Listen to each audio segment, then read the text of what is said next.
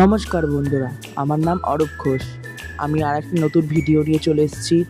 আমি এই কৌটোগুলোর সাহায্যে জগন্নাথ, বলরাম এবং সুভদ্রা তৈরি করছি। দেখতেই পাচ্ছ, আমি আমার মনের মতন করে এই কৌটো দিয়ে এই জগন্নাথ ঠাকুরের মূর্তিটি তৈরি করছি। দেখতে পাচ্ছ, আমার কাজ আপনাদের ভালো লাগলে প্লিজ লাইক, কমেন্ট এবং শেয়ার করে দেবেন, আর সাবস্ক্রাইব করতে ভুলবেন না। আমি আস্তে আস্তে সব এক স্টেপ বাই স্টেপ সব রং করে নিচ্ছিলাম।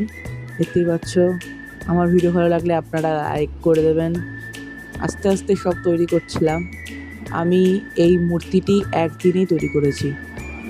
দেখতে পাচ্ছ, তিনজনা আস্তে আস্তে হাত বানানো হলো জগন্নাথ, বলরামের। সুভদ্রার তো আরও হাত হয় না, ওর জন্যই সুভদ্রাকে মিডিলে রাখতে হয়, ওইটাই রং করা হচ্ছিলো। এরপরেই দেখতে হবে চক্ষুদান করেছি আমি ভিডিওর মধ্যেই আছে। জগন্নাথ রথযাত্রার দিন এই ঠাকুরগুলোই আমার রথে বসানো হবে। আমার হাতের অবস্থা দেখেছো একবার? দেখো, রং পড়ে যাচ্ছিলো একটু আগে। আমি টর্চ জ্বালিয়ে ভিডিওটা করেছি যাতে ঠাকুরটা সুন্দর লাগে, দেখতে পাবে।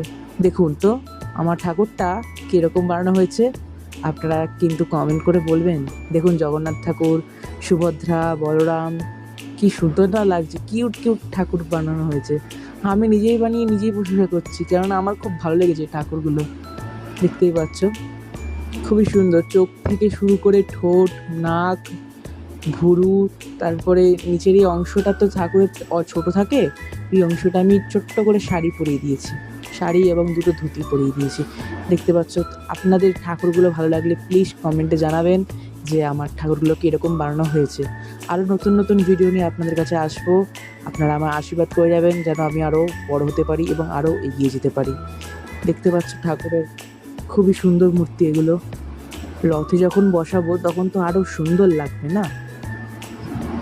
চলো, তোমাদের সঙ্গে দেখা হচ্ছে নেক্সট ভিডিওতে। আমার ভিডিও ভালো লাগলে আপনারা লাইক, কমেন্ট, শেয়ার এবং সাবস্ক্রাইব করে দেবেন। Okay, thanks for watching. Bye by.